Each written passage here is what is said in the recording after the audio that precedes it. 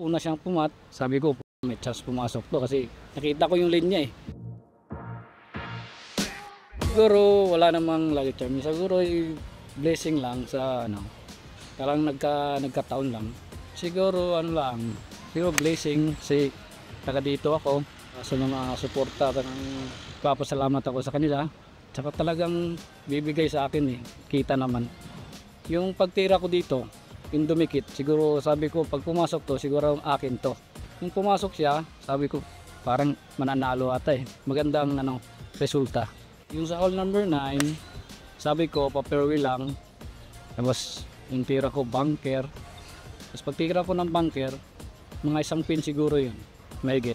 Tapos una siyang pumat, sabi ko may chance pumasok to kasi nakita ko yung linya eh. Nakita ko yung linya niya eh. Eh nung pagpat ko, sa gitna pa lang kita ko na pasok talaga eh.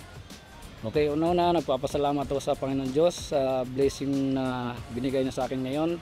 Nagpapasalamat ako kay Doc Heredia sa Boro Lasik, tsaka sa Kalatagan Golf, maraming salamat. Sa Canloban Golf, maraming salamat po sa inyong suporta. At sa aking kaibigan na tumulong sa akin dito, maraming salamat po.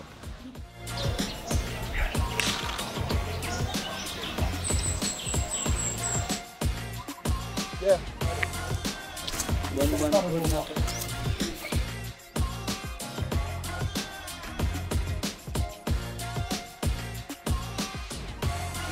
Wow!